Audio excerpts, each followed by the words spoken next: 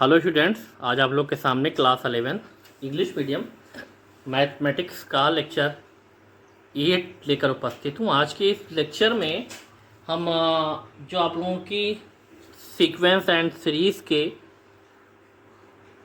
जो टॉपिक जो चल रहा है उस पे अभी तक चल रहा था आपका एपी अरिथमेटिक प्रोग्रेशन, और आज हम स्टार्ट करते हैं ज्योमेट्रिक प्रोग्रेशन या जीपी। तो अब इसके लिए जो कुछ इनके जो कॉन्सेप्ट हैं उसको हम समझेंगे और तब एक्सरसाइज पे आएंगे। तो फर्स्ट टाइम ज्योमेट्रिक प्रोग्रेशन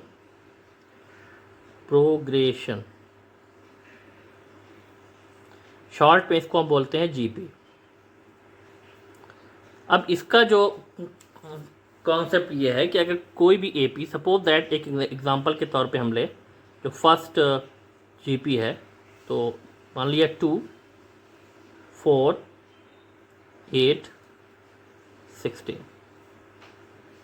और ये इनफाइनाइट तक जा रही है। तो अब अगर इसको हम के देखें तो इसका कोई भी का टर्म हम ले उसको उसके पहले वाले से उसको डिवाइड करें।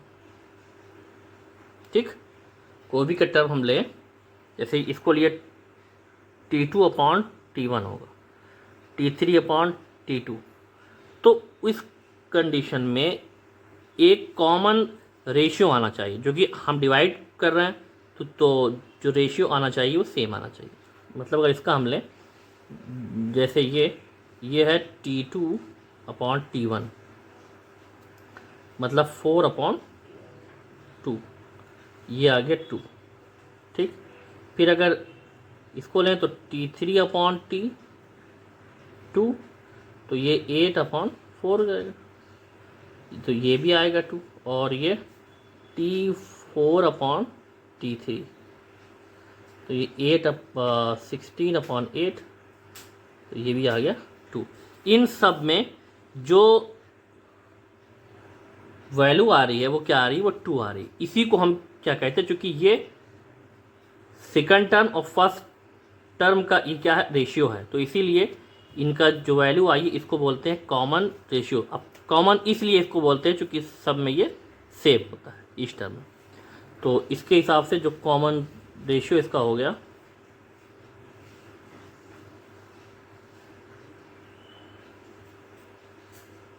वो इसको हम सपोज करते हैं आर से, चाहे वो स्मॉल और चाहे कैपिटल, ये आपके ऊपर है।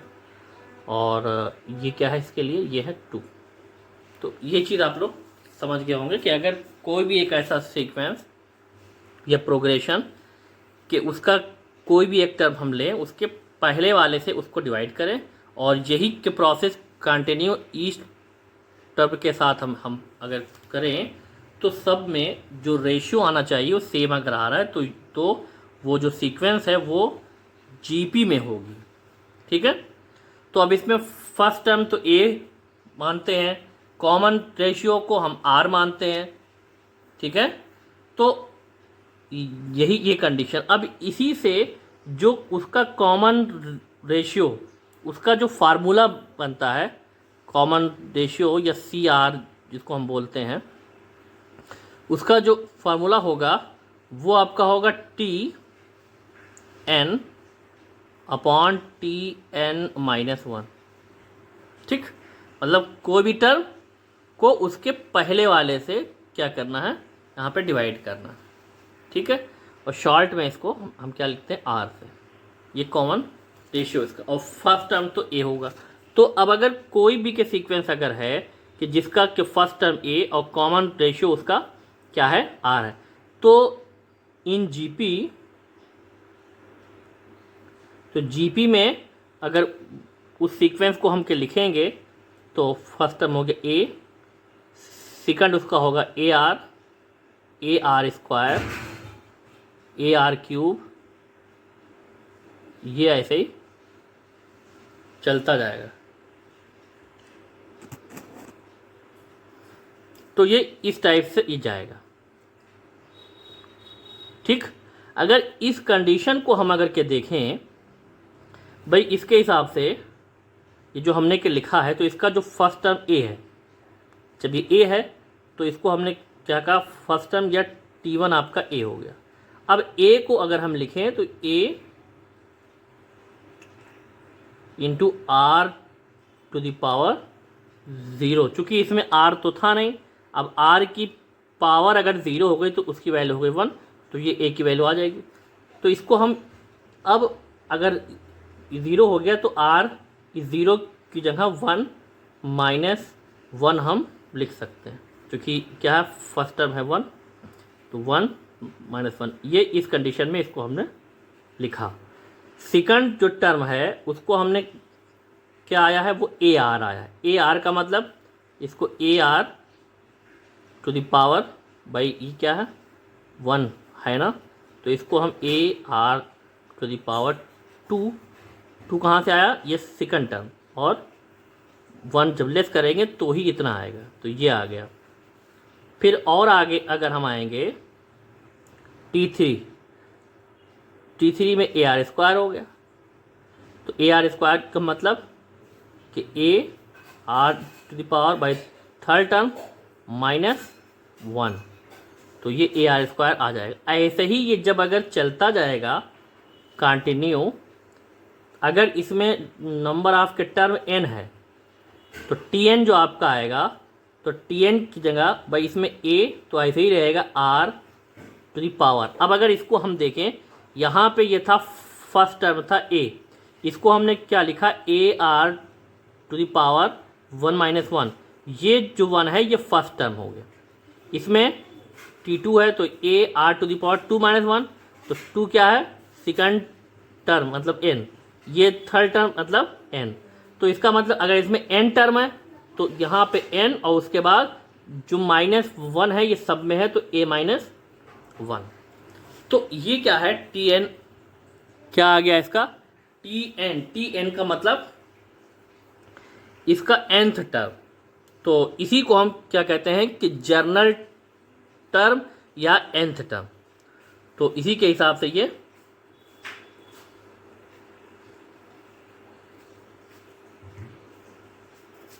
जर्नल टर्म ब्रैकेट में nth टर्म ऑफ जीपी, कोई भी अगर जीपी में है तो उसका क्या हो जाएगा, उसको हम लिखते हैं Tn या an A are to the power n minus 1, इस टाइप से इसको हम दिखा सकते हैं। ये है इसका। अब अगर लास्ट टर्म, तो इसमें भी भाई अगर नंबर ऑफ टर्म n है तो लास्ट टर्म इसका क्या होगा, L इक्वल टू, ये भी आपका A are to the power n minus 1 होगा। ठीक, तो ये तो है स्टार्टिंग से। अब इसमें एक कॉन्सेप्ट और भी है कि फार्मूला कि nth टर्म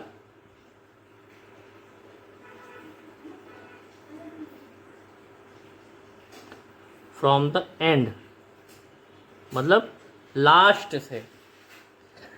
भाई ये स्टार्टिंग से है, फर्स्ट टर्म और सेकंड टर्म ये, तो अगर लास्ट से हम के निकालें तो ये L, मतलब L क्या है, लास्ट टर्म, और ये 1/r to the power n minus 1, ये इसका फार्मूला है कि जब हमें कोई भी सीक्वेंस अगर जीपी में है तो उसका nth टर्म हमें निकालना है फ्रॉम द एंड या फ्रॉम द लास्ट।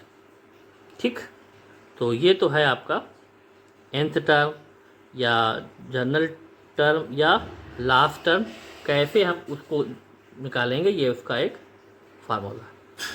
ठीक, यहीं पे एक छोटा सा एग्जांपल भी हम ले लें। इस एग्जांपल में अगर a इक्वल टू आपका यहाँ पे अगर दिया हो, मान लीजिए एक एग्जांपल यहीं पे, ताकि कुछ चीज़ें, फिफ्थ टर्म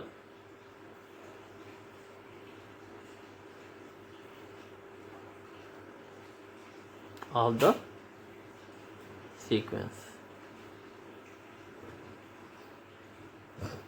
3, 9, 27, इसका हमें क्या निकालना है, फिफ्थ टर्म निकालना है। तो भाई अब ये सीक्वेंस है, तो a first term 3, common ratio r, तो 9/3 कितना आ जाएगा 3, ये भी आ गया। अब क्योंकि फार्मूला है टी एन इक्वल टू या nth टर्म, तो A R to the power n-1 है, तो इसमें निकालना हमें फिफ्थ टर्म या T5, तो ये A are to the power, तो ये इस टाइप से है। तो चाहे तो अगर इसमें हम रख दें तो डायरेक्ट आ जाए, और या अगर के नहीं रखते तो ए की वैल्यू 3 रख दिया, आर की वैल्यू 3, एन की वैल्यू 5 -1। अब इसको हम सॉल्व कर लें, तो T5 जो आपका आएगा ये 3 × 3 टू द पावर 4, तो ये आ गया 3 की पावर 5 आ गया। तो 5 आ गया, इसका हम मल्टीप्लाई भी कर लें।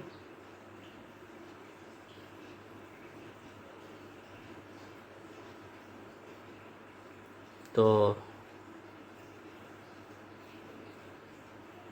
243 आ गया, या इसका आया फिफ्थ टर्म। ठीक, एक छोटा सा इस टाइप से एग्जांपल भी इसमें हो गया। तो अब इसमें सम ऑफ n टर्म्स, पहले ये था कि nth टर्म हमें जो है फाइंड आउट करना था, लेकिन इसमें ये कह रहा है कि सम ऑफ n टर्म हमें निकालना, सम निकालना, जो भी इसमें टर्म है n उसका सम निकालना। तो अगर इसमें कोई भी का सीक्वेंस है, उसका फर्स्ट टर्म अगर a मान लें और कॉमन का रेशियो r हो गया, तो अगर वो जीपी में है तो सम ऑफ n टर्म मतलब Sn हो गया। तो इसका अगर हमें के सम के निकालना, तो a plus A R plus A R square plus ऐसे ही जो nth टर्म इसमें होगा A are to the power n-1 होगा। तो अब इसका अगर के सम हमें यहाँ पे निकालना, तो इसमें अगर इस सम आएगा, इसके लिए जो कॉन्सेप्ट है, अगर इस चीज़ को हम निकालते हैं तो ये आ गई इसकी पहली कंडीशन। तो ये फर्स्ट कंडीशन है। अब इसमें अगर r की जो वैल्यू है, इसको हम क्या रख दें 1, पुटिंग r = 1। अब जब इसमें r = हमने 1 रख दिया, तो Sn इसमें आ जाएगा भाई a, यहाँ पे r की वैल्यू हो 1, तो ये a × 1, ये भी आपका आ जाएगा a, फिर ये प्लस 1 स्क्वायर × a, ये भी आ जाएगा आपका a, यहाँ भी आपका a, तो ये आपका आ जाएगा a आ जाएगा, लेकिन कहाँ तक, n टर्म तक। ठीक, तो जब कोई भी के नंबर है, मान लीजिए 1 को अगर 5 तक ऐड करेंगे, 1 + 1 + 1 + 1, तो 5 आएगा। तो 5 एक्चुअल में कैसे आता है, 5 × 1। तो अब जब इसमें a को ऐड कर रहे हैं, कहाँ तक, n टर्म तक, तो अब इसमें n टर्म तक है, तो a × n आ जाएगा, या na या an, जो आप इसको लिखना चाहें। तो ये n a आ गया, मतलब इनका ये सम। तो ये तो Sn आ गया आपका, कि जब r की वैल्यू है 1, तो ये एक कंडीशन आ गई। अब दूसरी जो कंडीशन है कि इसमें r से हम मल्टीप्लाई कर दें। ठीक, ये जो हमारा इक्वेशन फर्स्ट है, उसमें r से मल्टीप्लाई, तो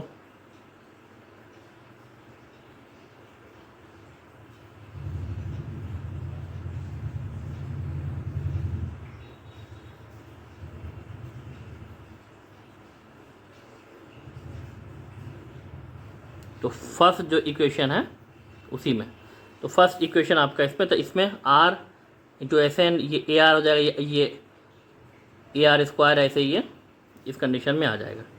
तो ये r Sn हो जाएगा, और ये A R square A R cube हो जाएगा, और ये फिर ऐसे क्या मिलेगा, क्योंकि अब इसमें आर से मल्टीप्लाई होगा तो A R to the power n मिल जाएगा। ये क्वेश्चन नंबर सेकंड। ठीक, तो अब यहाँ पे हम क्या करें, सब्ट्रैक्ट कर दें।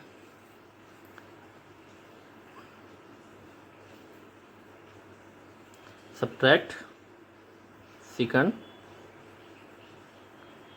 From first. अब जब ये सब्ट्रैक्ट होगा तो भाई सेकंड को फर्स्ट से सब्ट्रैक्ट करना है, इसका मतलब एस एन, ये कंडीशन की यहाँ पर भाई S N minus R S N ये हो जाएगा। ये एस एन है, ये आर एस एन, इसमें ए। अब यहाँ पर जो कंडीशन है, जब ये सब्ट्रैक्ट होगा तो इसके हिसाब से ये अब ये भाई माइनस हो जाएगा। ए आर ये कट गया, ये A R square A square ऐसे ये भी कट जाएगा माइनस प्लस। तो यहाँ पर जो बचेगा इसका फर्स्ट और इसका लास्ट, मतलब यहाँ पे हमें क्या मिलेगा, a minus a are to the power n subtract करने पर। ठीक, अब इसमें से भाई एस एन कॉमन हो गया तो वन माइनस आर आ गया, इसमें से ए कॉमन हो गया तो one minus R to the power N हो गया। तो अब जब इस कंडीशन में आ गया तो sum s N equal to a into one plus r to the power N हो गया, और अपॉन वन माइनस आर।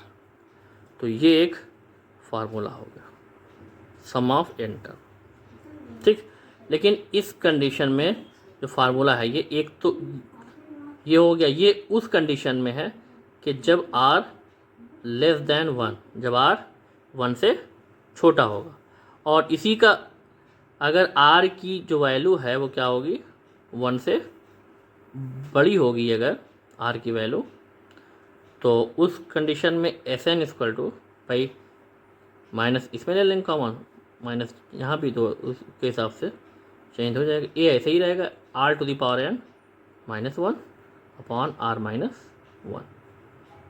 तो ये जब आर की वैल्यू वन से बड़ी होगी तब ये सम आ गया, सम of N term.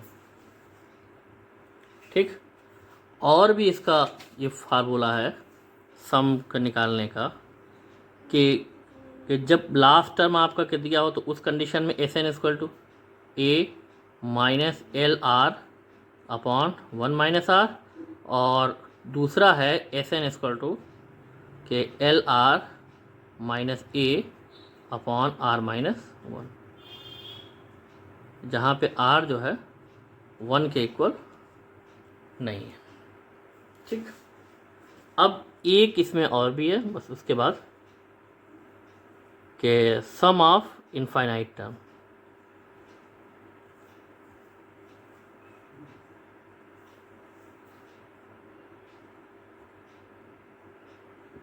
In GP, तो सम ऑफ इनफाइनाइट टर्म, तो इसका जो फार्मूला है S infinite equal to A upon one minus R, जहाँ पे मॉड आर की जो वैल्यू होगी वो वन से छोटी होगी।